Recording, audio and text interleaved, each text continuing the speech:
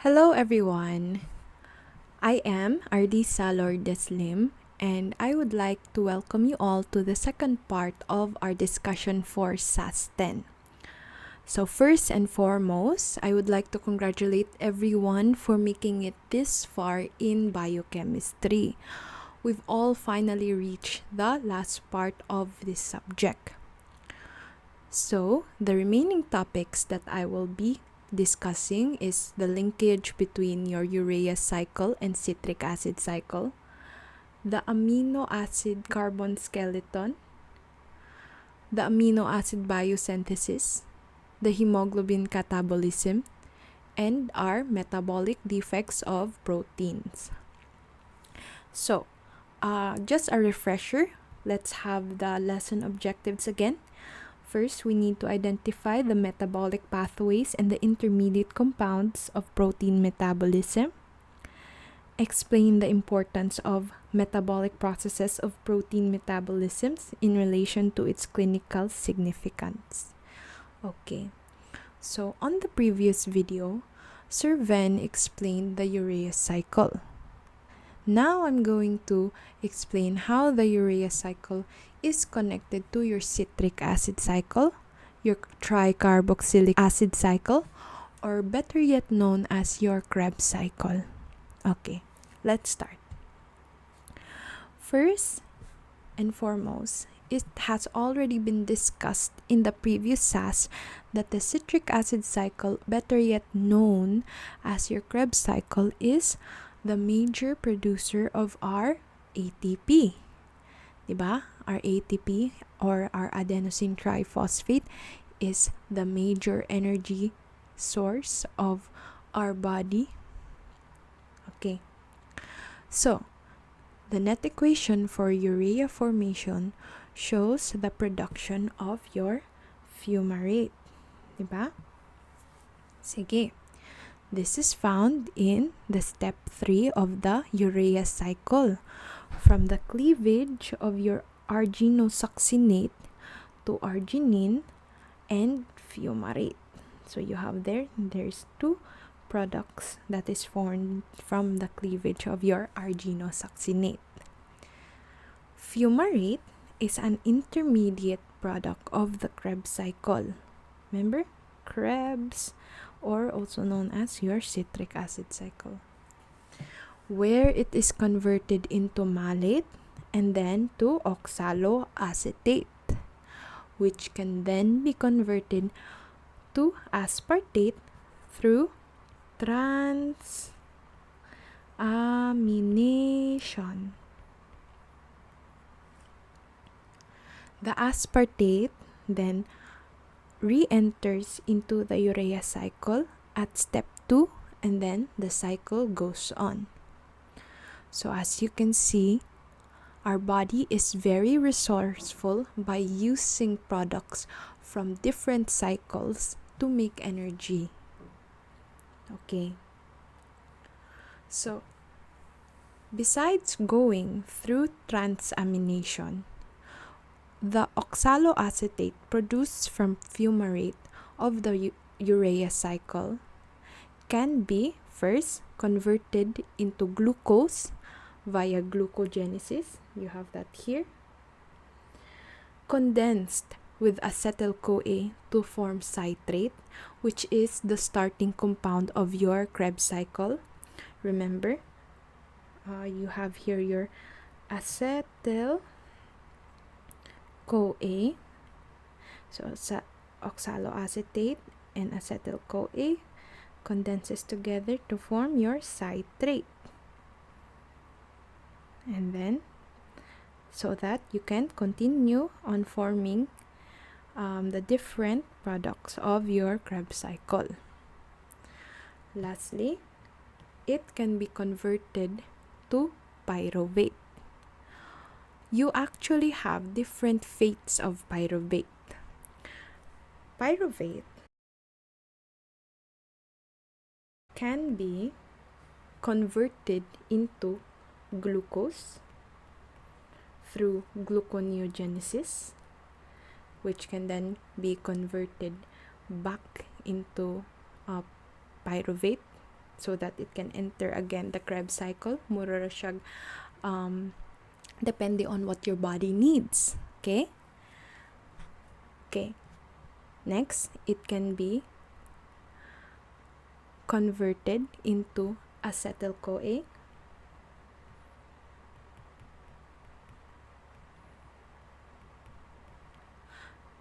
To go back to your Krebs cycle, it can become the amino acid alanine. It can also become lactate and ethanol. But for these both, the lactate and the ethanol, it is not common in humans because usually this is produced by bacteria. Remember your other microorganisms, your yeast, and you have your bacteria in your teeth that produces lactate, diba? That's the reason why you mo decay ang imuhang teeth because of lactate in your teeth.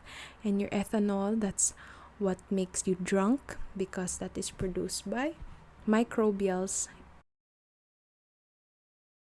So for us humans and for other animals, the main fates of pyruvate is glucose, acetyl-CoA, and your alanine. Okay. So like I said, our body recycles as much energy as it can before it converts it into waste product for your body to excrete. Okay. So that was the linkage between your urea cycle and your citric acid cycle. Now let's move on to your amino acid carbon skeleton. So recall the structure of your amino acid. Remember, it contains an alpha carbon, which is connected to your hydrogen atom, a carboxyl group, a side chain which determines what kind of amino acid it becomes, and an amino group. The removal of this amino group by transamination or oxidative deamination produces a alpha keto acid that contains the carbon skeleton of amino acid. Due to the fact that each of the 20 amino acid has different carbon skeleton, each amino acid has a different pathway for its carbon skeleton. We will not dive into the details of the various degradation pathways, but what's important to know is the product obtained from the various degradation. The 20 degradation pathways do not produce 20 different products. Rather, they converge into a manner that results in 7 metabolic products or intermediates. Those 7 metabolic products can be classified under glucogenic amino acids, both ketogenic and glucogenic amino acids, and solely ketogenic amino acids. Okay. Here is a diagram that shows the different amino acid and their respective intermediates. So you have here, ketogenic amino acids are converted into ketone bodies. Both glucogenic and ketogenic are degraded to pyruvate, where it can become oxaloacetate or acetyl-CoA. Lastly, glucogenic amino acids are amino acids that can be converted to glucose through gluconeogenesis. Okay, so the product of the different amino acids, 4 of the 7 degradation products are citric acid cycle intermediate. Remember, you have your alpha ketoglutarate, succinyl-CoA, fumarate, and your oxaloacetate. Okay. These products can directly enter the Krebs cycle. The other three products are your pyruvate, acetyl-CoA, and acetoacetyl-CoA. As you can notice, some amino acids appear in more than one box. That means that either there is more than one pathway for degradation, or that some carbon atoms of the skeleton merge as one product and the others as another product. An example of that one is your tryptophan. You can see here, tryptophan can become pyruvate, can become acetyl-CoA, or it can also become acetoacetyl-CoA. Diba? So, as we know, the formation of these products come hand in hand with the help of specific enzymes, diba? Because enzymes are always connected with specificity. That's why some amino acids can become more than one product. The amino acid that are degraded to your Krebs cycle intermediate can serve as glucose precursor and are called glycogenic. Let me write that down. Glucose precursor are called glycogenic. Okay. So, a glycogenic amino acid is an amino acid that has a carbon containing degradation products that can be used to produce glucose via glucogenesis. Again, glucogenesis is the process by which glucose is synthesized from non-carbohydrate precursor like your oxaloacetate. So, remember, since this is synthesis reaction, this is an anabolic process, building up. Okay. Amino acids, on the other hand, that are degraded to acetyl-CoA or to your acetoacetyl-CoA can contribute to the formation of fatty acids or ketone bodies. Therefore, they are called ketogenic. So, a ketogenic amino acid is an amino acid that has a carbon containing degradation product that can be used to produce ketone bodies. Okay, so you can see here you have two amino acids that can produce ketone bodies. You have your leucine and your lysine. Okay, so even though acetyl-CoA can enter the citric acid cycle, diba? Here, acetyl-CoA cannot be used directly for gluconeogenesis. Why is that? Because it cannot be converted back into pyruvate. As you can see here, the arrow is only going to one direction, from pyruvate to acetyl-CoA. And remember nga, pyruvate is a key intermediate in the gluconeogenesis pathway. So, they have to be converted to oxaloacetate. Even though that there is no arrow going up, oxaloacetate can actually be converted to pyruvate. Pyruvate will enter to become glucose via gluconeogenesis. After they have been converted to oxaloacetate, decarboxylation reaction happens, catalyzed by malate dehydrogenate. So meaning here, for it to be converted to pyruvate, decarboxylation reaction happens, catalyzed by malate dehydrogenase. So malate dehydrogenase is found going here, going to become pyruvate. Okay. Amino acids that are degraded to pyruvate can either be glycogenic or ketogenic. Pyruvate can become either oxaloacetate or acetyl-CoA. So remember what I said, only 2 amino acids are purely ketogenic, your leucine and your lysine. 9 amino acids are glucogenic and ketogenic. Remember, those are degraded to pyruvate. As well as tyrosine, phenylalanine, and your isoleucine, which have 2 degradation products. The remaining amino acids are purely glycogenic.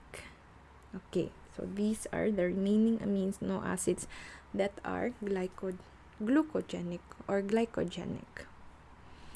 Okay, next let's move on to your amino acid biosynthesis.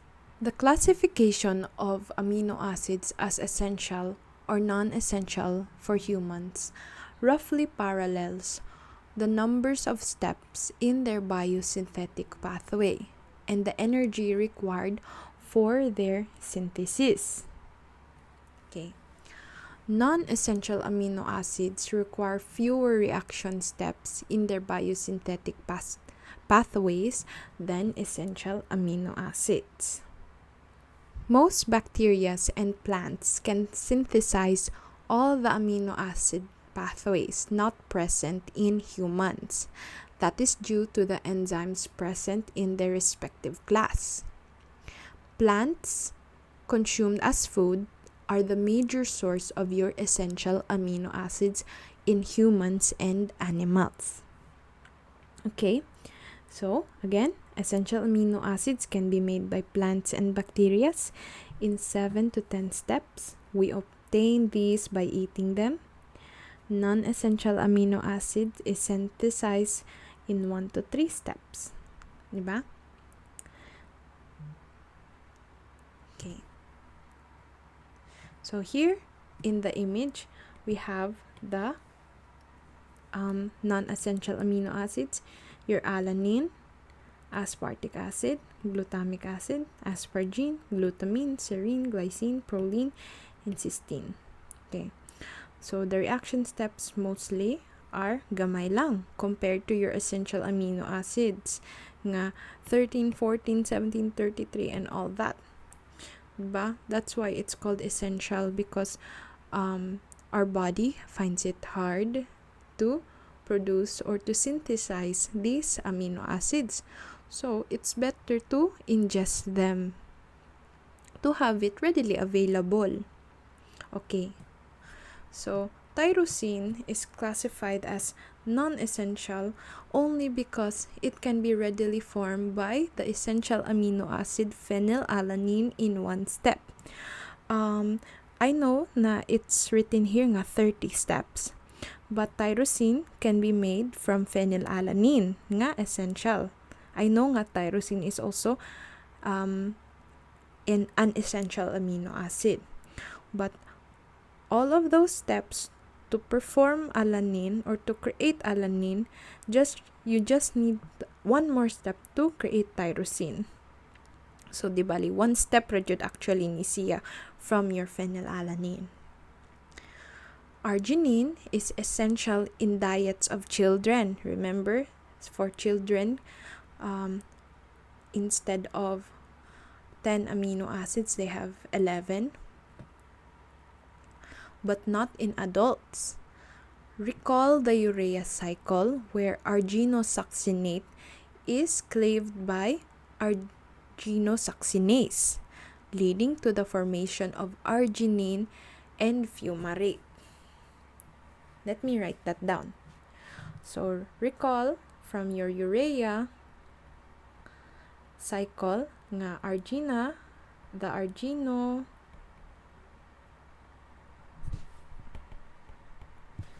arginosuccinate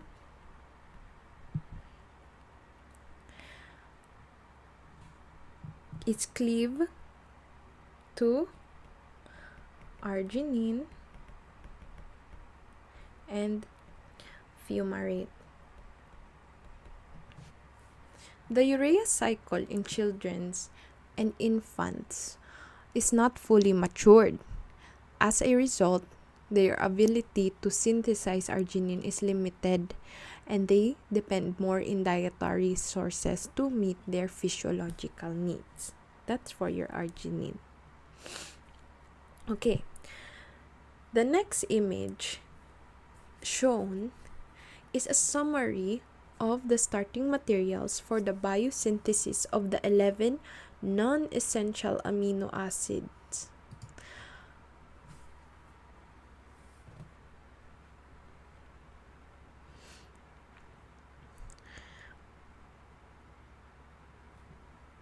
You have your glycolysis intermediate, which is your pyruvate, and your 3-phosphoglycerate.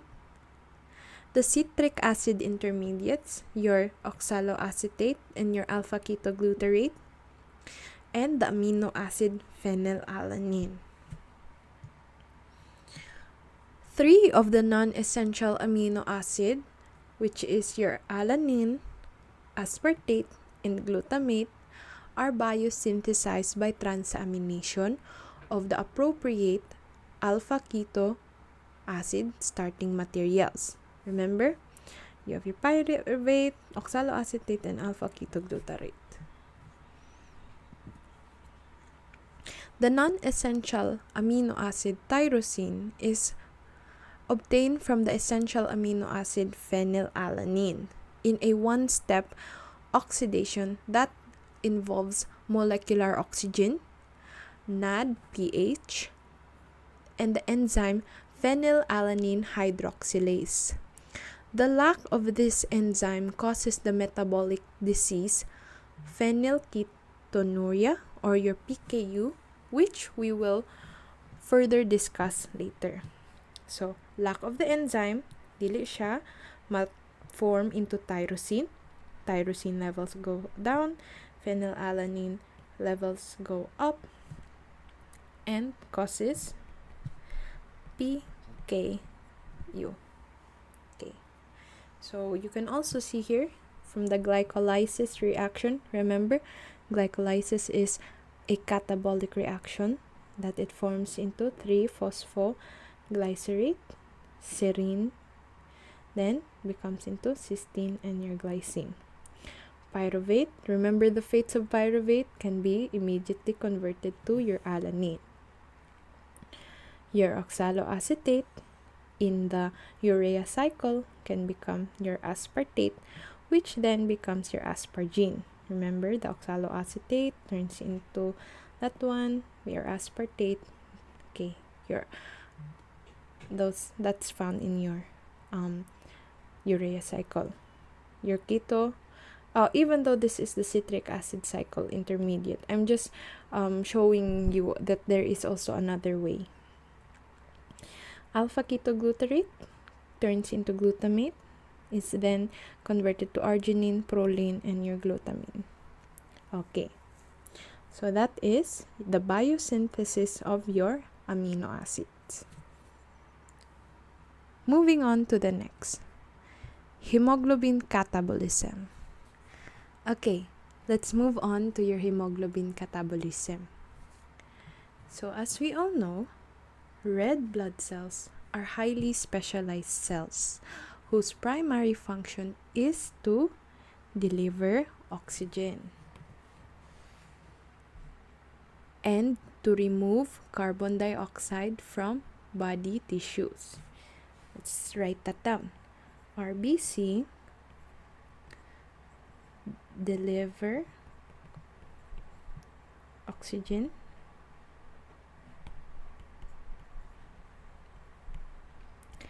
removes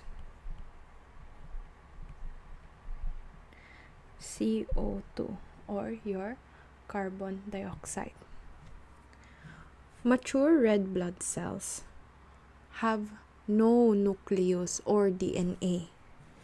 Instead, they are filled with the red pigment hemoglobin. Red blood cell formation occurs in the bone marrow. That's why remember when you have patients who have leukemia in the bone marrow, sakit kayo pag-diagnose or pag-treat that one because they need to drill into the bone mismo to find a sample or to get a sample of your bone marrow. Kana. And about 200 billion new RBCs are formed daily. The lifespan of your RBC is 4 months or about 4 months or 120 days. Okay, so meaning by 120 days, dapat mamatay na inyong cells. The oxygen carrying ability of your RBC is due to the conjugated protein called your hemoglobin.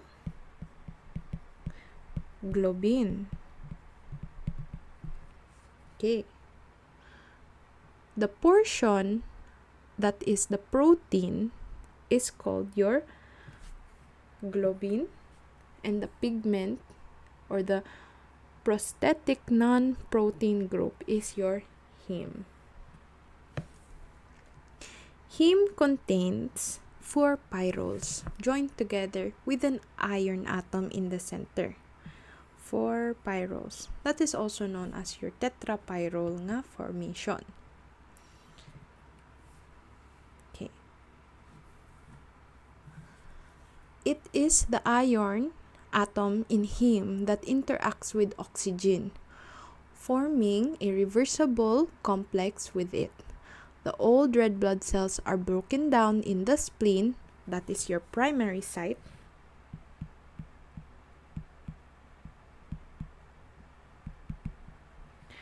and the liver. It is not written here, pero let's write it down. Liver is your secondary site. Okay. So, globin, remember? The protein part is hydrolyzed into amino acids. Iron atom stored in a protein is called your ferritin, and the tetrapyrrole is degraded into bile pigments. We're going to further discuss that one. Okay, so here. The iron atom of heme, like I said, becomes ferritin. This is if magdegrade na ang inyuhang hemoglobin or your red blood cells. Okay. The ferritin, an iron storage protein, saves the iron for the use in the biosynthesis of new hemoglobin molecules. The tetrapyrrole carbon arrangement is degraded again into bile pigments that are eliminated in the feces or to a lesser extent in the urine. Okay, so let's start with the degradation of your hemoglobin. So the degradation of your hemoglobin begins with a ring opening reaction, which a single carbon atom is removed. You can find that there.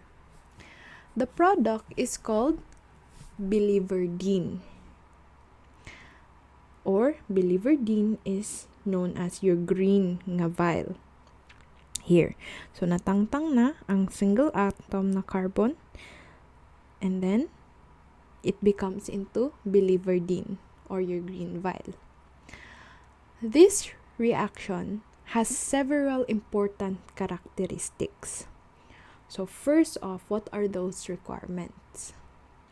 Molecular oxygen is required as a reactant. You have that there, di ba?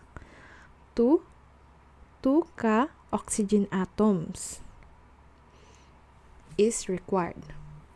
Second, the ring opening releases the iron atom to be incorporated into ferritin. So, as you can see here, biliverdin does not contain iron anymore. This one will be incorporated into ferritin. katong iron.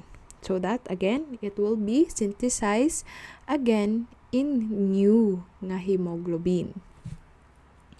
The product containing the excised carbon atom is your carbon monoxide, which is, you can find it here, a substance toxic to the human body. Diba? Pero, the carbon monoxide produced reacts with functioning hemoglobin of the blood. Remember, mao man jud na siya ang primary purpose of our hemoglobin,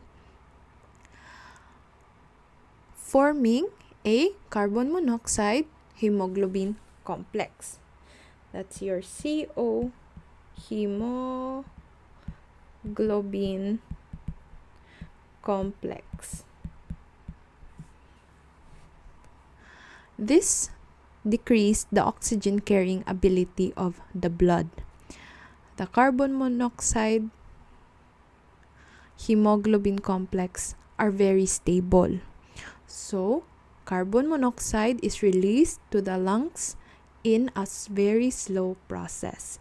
That's your exhaling. So, di bali, the carbon monoxide carried by your functioning hemoglobin goes into the lungs, and then it is released through exhaling. Okay, so I know the process can be a bit confusing, especially when we're talking about the structure. We can't really imagine how it looks like. So here, we're going to try to explain it further.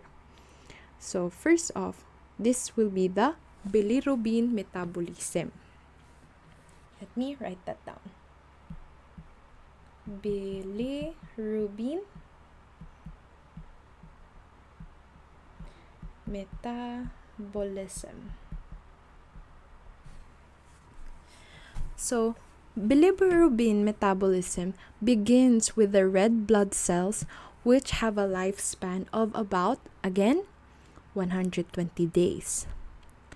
After that life cycle, the cells are destroyed in organs like, remember, primary organ is your spleen. Sorry, that's the liver.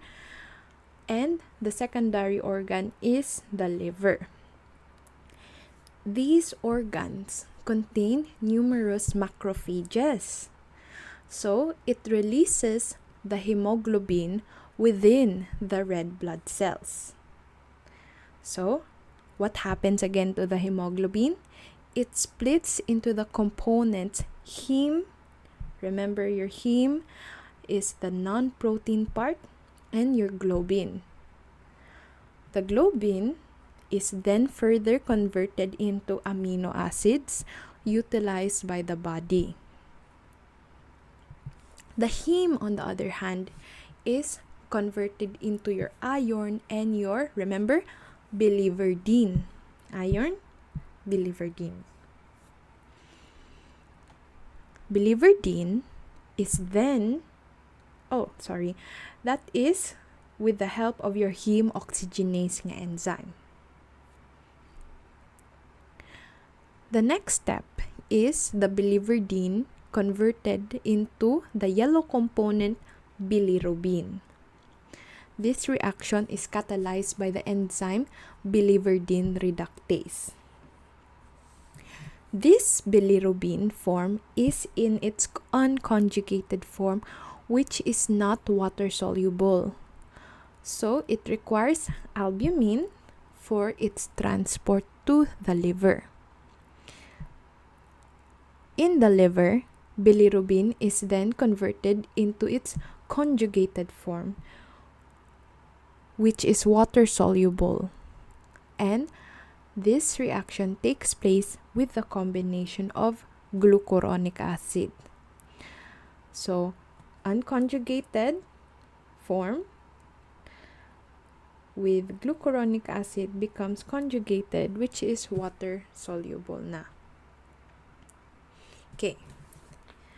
So, it is then transported into the biliary channels through the duodenum, where it reaches in the colon bilirubin is acted upon a number of microorganisms, which is converted into urobilinogen and your stercobilinogen.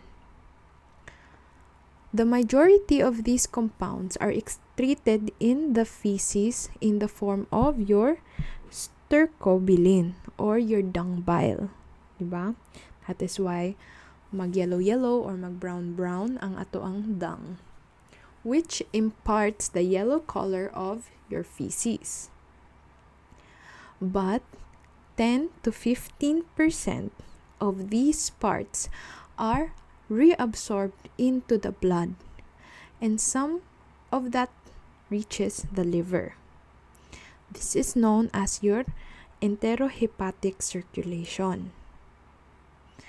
A few of that parts reach the kidney and are excreted through the urine in the form of urobilin, also known as your urine bile. Urine bile.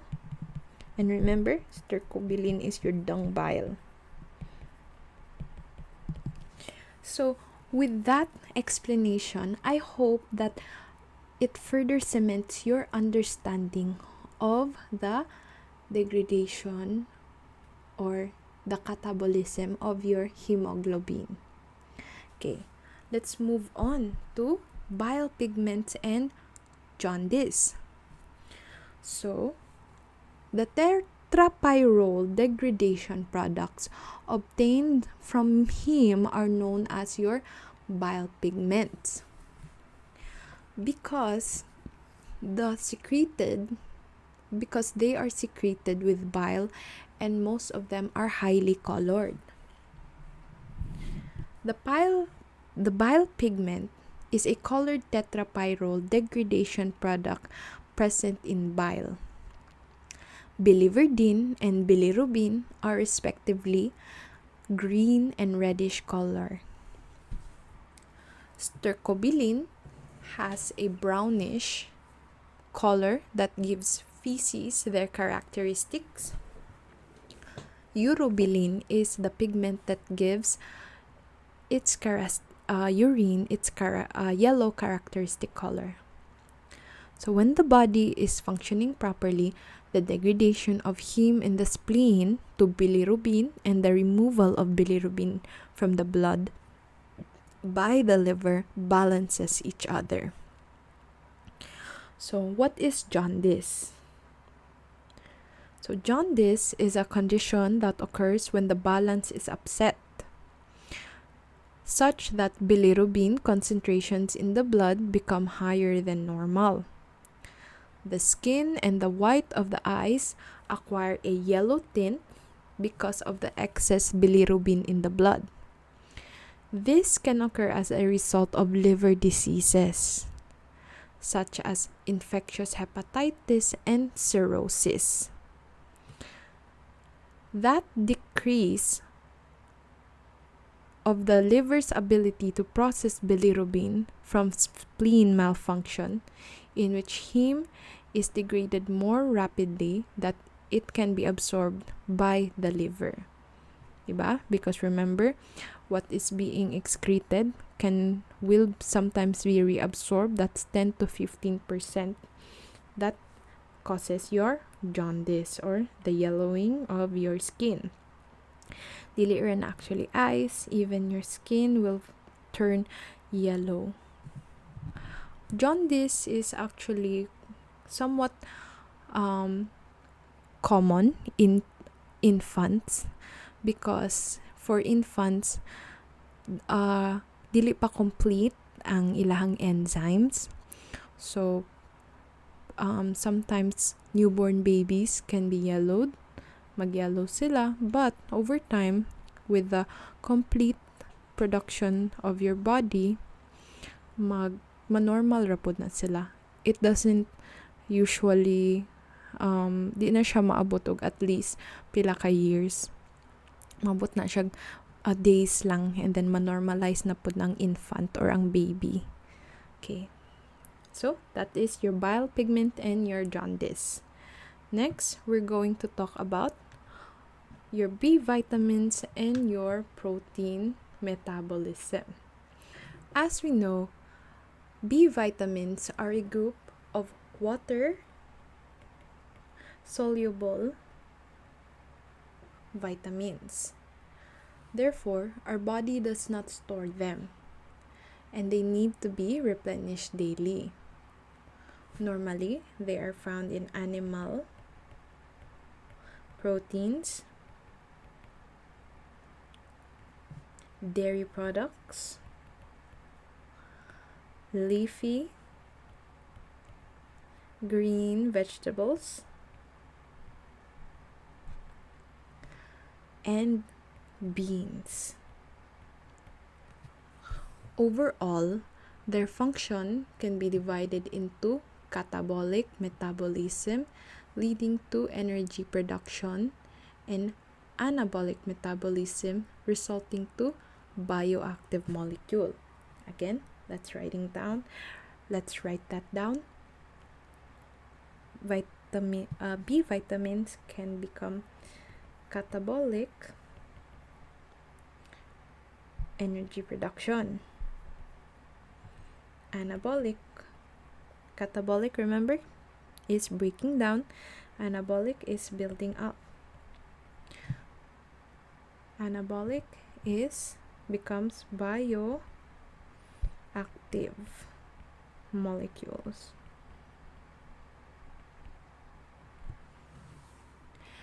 So, B vitamins are critical cofactors for transport, synthesis of neurotransmitters, and many cellular metabolic pathways. Okay. So here is a diagram which shows the summary of how vitamin B complex as cofactors participate in the metabolic reaction of amino acid. Transamination are dependent on the cofactor PLP. See, PLP, which involves the vitamin B6 or your pyridoxine. So, basta PLP, B6. Oxidation deamination requires the use of NAD+. Here, you have it there, which involves niacin. Niacin, remember, is your vitamin B3. All 8 B vitamins, including vitamin B12, your cobalamin, the least used vitamin in terms of cofactor, are needed at least once in the formation of degrading succinyl-CoA. So, just a little refresher if you guys are wondering what you mean by cofactors. Cofactors are non-protein chemicals required for enzyme role as catalyst. So that's why, remember, you have your NAD, the N for that one,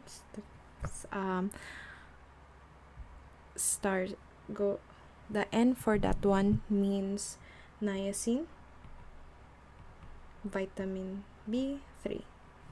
So, you have your PLP, pyridoxine, you have your biotin that is needed to make citric acid cycle, non-citric acid intermediates, you use your PLP, DPP, so on and so forth.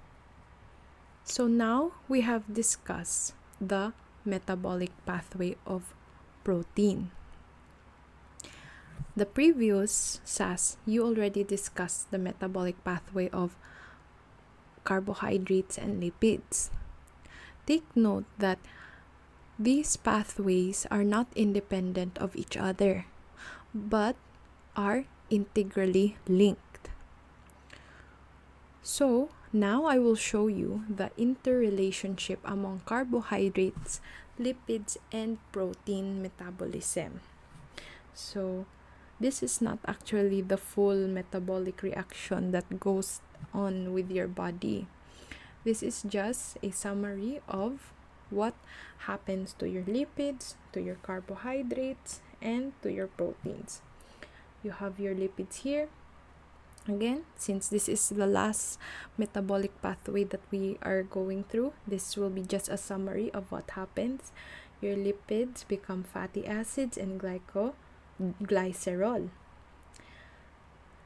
Lipogenesis becomes your fatty acids, which can then become into your acetyl-CoA. This is your beta oxidation pathway. Carbohydrates become glucose to form glycolysis, pyruvate, and acetyl-CoA. So as you can see, most of these metabolic pathway go down to your acetyl-CoA, which then comes into your Krebs cycle, your electron transport chain, and the pinaka-important why all of this happens is your ATP, because remember, that is the source of your body's energy. Okay, so next one, I'm just going to show you summaries before we talk about the metabolic defects. Feasting or you're overeating, what happens in your body? Overeating is the ingestion of food in excess energy needs, which causes the body to store a limited amount as glycogen and the rest as fat. So if ever gawonder mo kana ngano tambok mo or ngano murag chubby mo, that is due to overeating. What happens if mag-overeat mo? Since there is an excess amount of energy, your body will store that energy into fat for further use. In case if naay days nga magutman mo, immediately your body will use the fat. So, dietary carbohydrates become glucose, stored as glycogen in the liver and in the muscles. Dietary fat, let's say nagsige mo humba kada adlaw, nagsige mo kaon og kanang lechon, becomes fatty acid, stored as body fat. Dietary proteins, remember your meat, nagsige daw mo meat every day. Amino acid becomes amino acid, and nitrogen loss in the urine. Pero look at the one common nga pathway that they go through. It is stored in the body as fat. Because remember, your fat is the long-term storage of energy. Your dietary proteins becomes amino acid. Your glucose is just short-term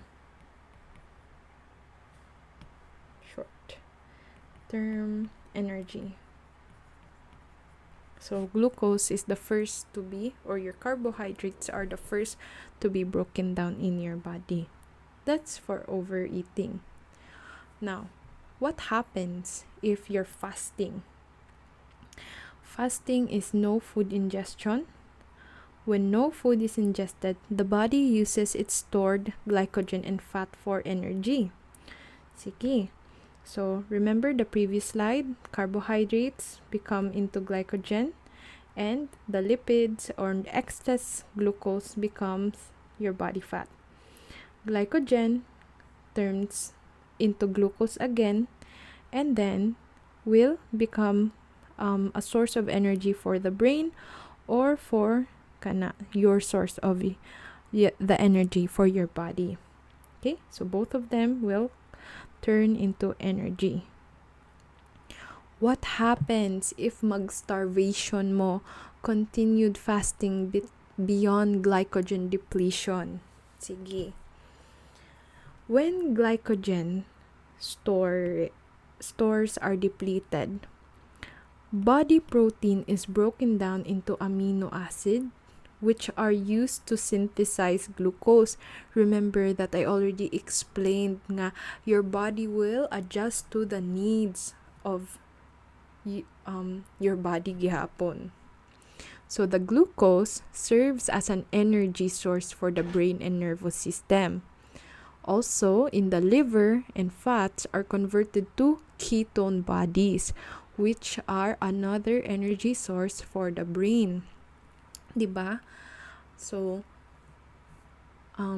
moment yun na actually for our brain to function, we need energy. This one, under your starvation, dira na siya mo start ang ketosis. I'm sure you've heard that one, kanang new nga diet type nga ketosis. So, kana that will usually take for pila na, like more than 8 hours of no eating, and then your body actually maka-adjust jud na siya if mag-ketosis siya.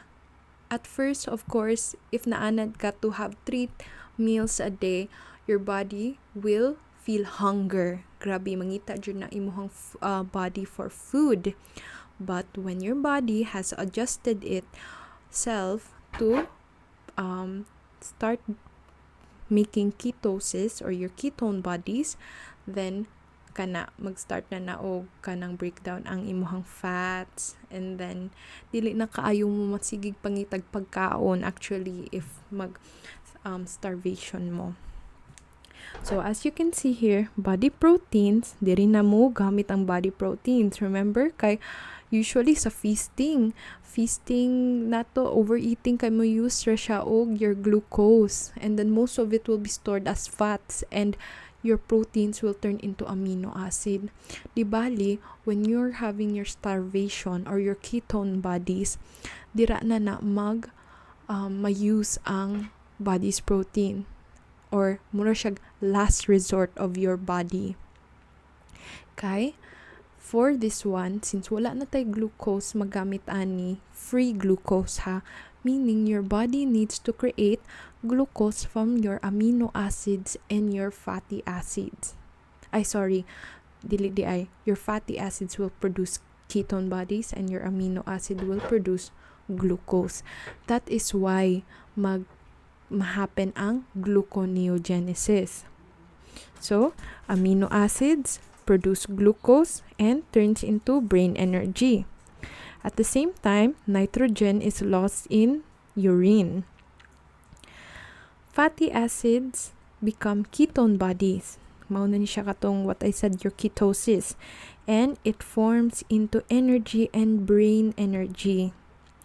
So that is how our body works. That is actually the heart of biochemistry. Learning all of these are metabolic processes of the body. Okay, so let's continue with the metabolic defects of your amino acid metabolism. So, the metabolic defects in amino acid metabolism in clinical correlation. It is important that we understand what happens to our body when these amino acids are overproduced or underproduced. Okay. Starting off, this is a summary of the metabolism of amino acids in humans. The genetically determined enzyme deficiencies are summarized in white boxes.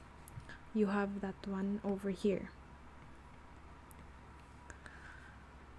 Nitrogen-containing compounds derived from amino acids are shown in yellow boxes here. Glucogenic amino acids are red.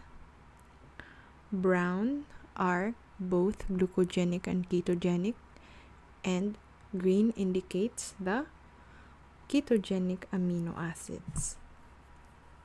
Compounds in all capital blue colored are the 7 metabolites to which all amino acids converge. We are just going to talk about your phenylketonuria, maple syrup urine disease, this one, albinism, homocystinuria, and lastly are alkaptonuria. Okay, let's start with your PKU or your phenylketonuria. So, phenylketonuria, better yet known as PKU, is the most common clinically encountered newborn error of amino acid.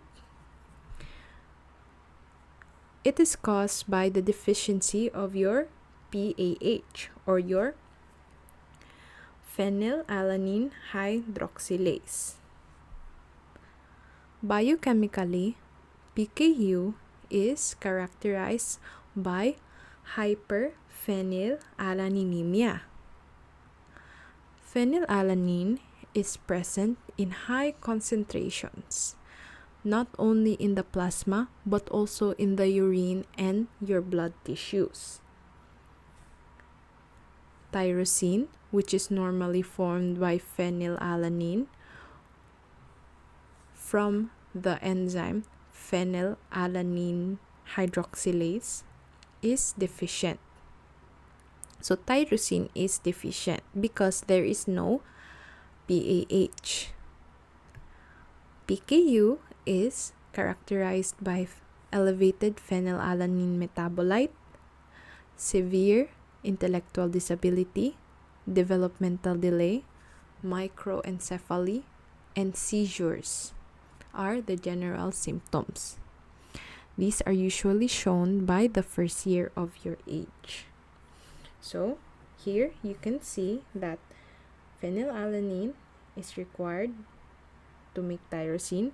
Remember, for essential amino acids on the previous slides, you have 29 steps to do this one and 1 step to make tyrosine. Tyrosine is needed to make tissue proteins, melanin, catecholamines, and fumarate acetoacetate. What happens if you have phenylketonuria? Again, phenylalanine hydroxylase is not found, therefore tyrosine is not made. Phenylalanine will become phenylpyruvate and phenylacetate and phenylacetate. So that becomes those symptoms. Here is a poster that I found for the knowledge of your PKU. You have here the symptoms. The diagnosis for PKU is screened after birth using the heel prick blood test, which allows for early detection and intervention with the treatment of your phenylalanine or your PKU. So this is what happens if children that are positive for PKU eats high protein food, which is rich in your phenylalanine. See the missing and ineffective PAH enzyme, the buildup of phenylalanine. So for the mental symptoms, you have, like what I said, delayed development, intellectual disabilities, so on and so forth. Okay. Because most natural proteins contain phenylalanine, an essential amino acid, it is impossible to satisfy the body's protein requirement without exceeding phenylalanine limit when ingesting a normal diet. Therefore, in PKU, blood phenylalanine is maintained close to normal range by selective feeding with foods containing low phenylalanine content. The amount is adjusted according to the tolerance of the individual as measured by blood phenylalanine levels. The earlier the treatment is started, the more completely neurologic damage can be prevented. Individuals who are appropriately treated can have normal intelligence. In patients with PKU, tyrosine, again, cannot be converted into phenylalanine. Therefore, it becomes an essential amino acid and must be supplied in the diet. Okay. Next one is your maple syrup urine disease or your MSUD. This is a rare autosomal recessive disorder in which there is a partial or complete deficiency in BCKD. BCKD is a mitochondrial enzyme complex that oxidatively decarboxylates leucine, isoleucine, valine. As you can see here, BCKD stands for branched chain alpha keto acid dehydrogenase complex. So, this branched chain amino acid and their corresponding alpha amino acid accumulates in the blood, causing toxic effects that interferes with brain function. The disease is characterized by feeding problems, vomiting, ketoacidosis, chances in muscle tones, neurologic problems that can result in coma, and a characteristic maple syrup-like color of their urine due to the rise in isoleucine. So, here. Again, let me write that down. This is caused by the isoleucine, the amino acid isoleucine. That is why it has the maple color in urine. MSUD includes a classical type and several variant forms. The classic MSUD is the neonatal onset form. This is the most common form of MSUD. Infants with the classic MSUD show symptoms in the first several days of life. If not diagnosed and treated, classic MSUD is lethal in the first weeks of life. Treatment for MSUD is with a synthetic formula free of your branched chain amino acid, supplemented with limited amount of leucine, isoleucine, and valine for normal growth and development without producing toxic levels. Okay, the next one. Next is we have our albinism. This refers to the condition in which a defect in tyrosine metabolism results in the deficiency in the production of melanin. These defects result in the partial or full absence of the pigment in the skin, hair, and eyes. No pigment.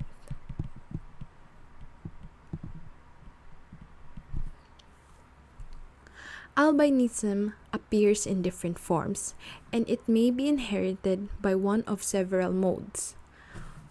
First off is you have your autosomal recessive, that is the primary mode.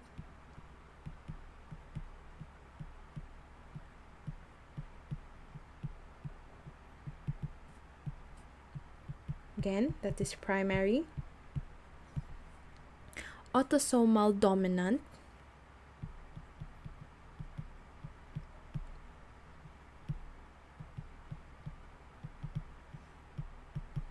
or it is also known as X-linked. So those are the modes of your albinism. One type of albinism is known as your tyrosinase negative oculocutaneous. This is the type 1 albinism,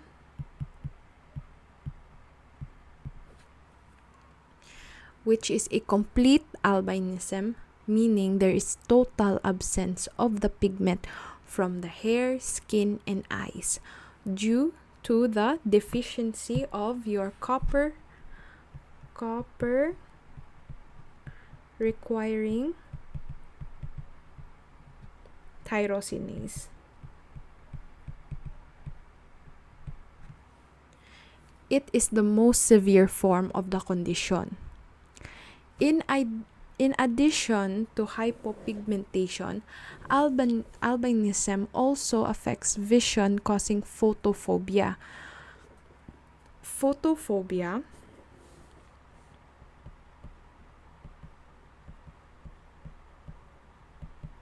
is a condition where sunlight hurts their eyes.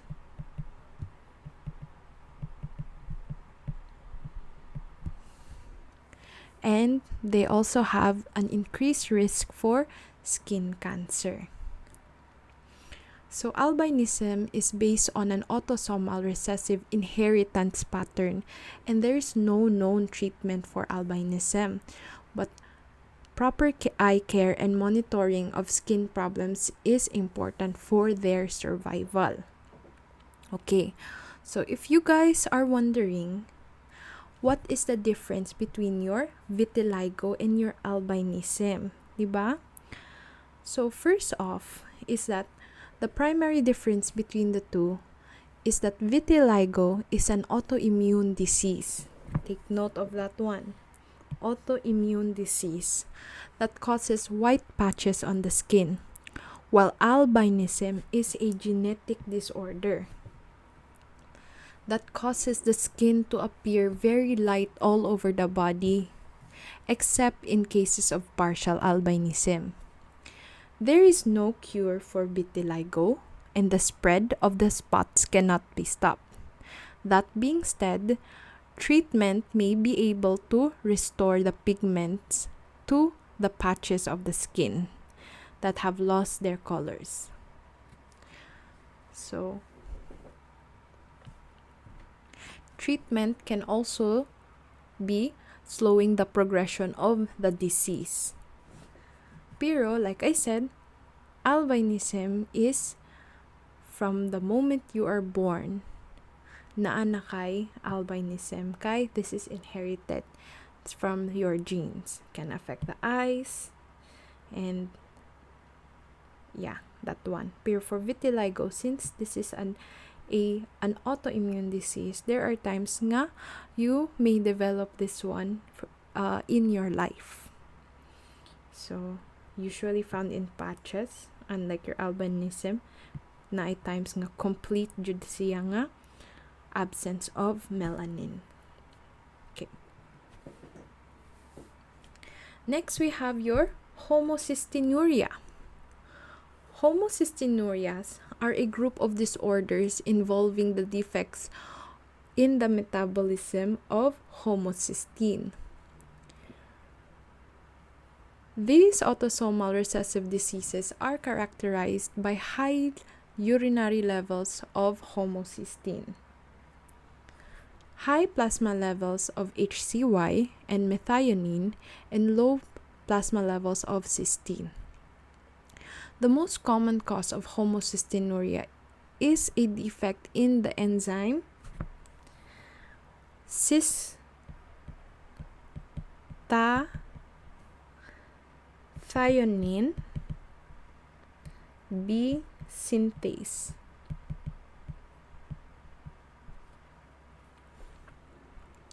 Which converts homocysteine to cystathionine. Individuals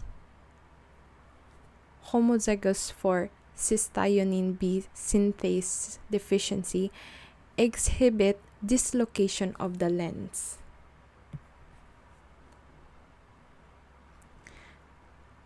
which is also known as ectopia lentis. Ectopia lentis.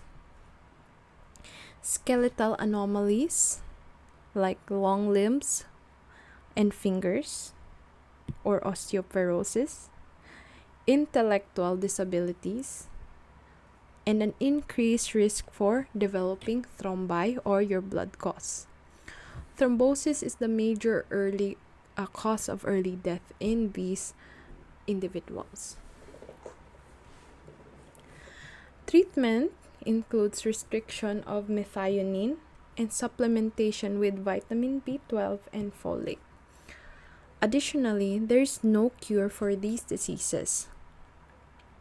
Some patients are responsive to the oral administration of pyridoxine, vitamin B12, which is converted to pyridoxal phosphate, the coenzyme for cystathionine beta synthase.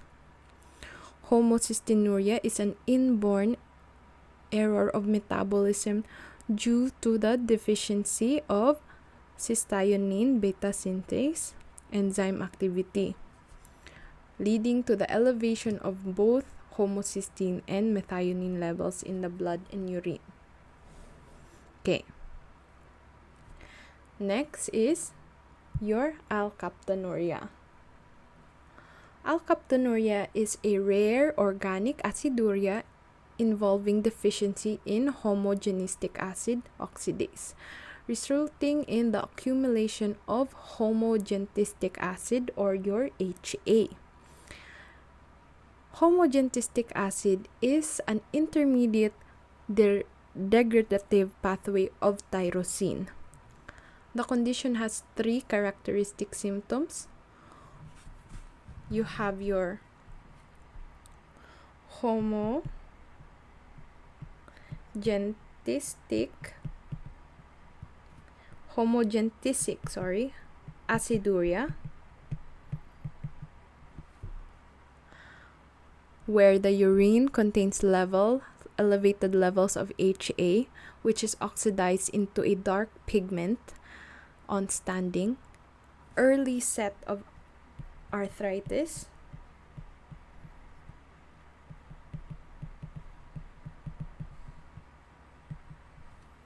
in the large joints, and deposition of black pigment, or also known as ochronosis, in the cartilage and collagen tissues. You can see it here in the image. Okay. Dark staining of diapers can indicate the disease in infants, but usually no symptoms are present until about the age of 40 years old. Treatment includes dietary restriction of phenylalanine and tyrosine to reduce your homogenisic acid. Although alkaptonuria is not life-threatening, the associated arthritis may be severely crippling. That is actually the last metabolic defect that we will talk about. So this is the end of our discussion. I hope you understood our discussion for today, and I thank you for listening to my discussion, and I hope you have a great day ahead. Thank you and goodbye.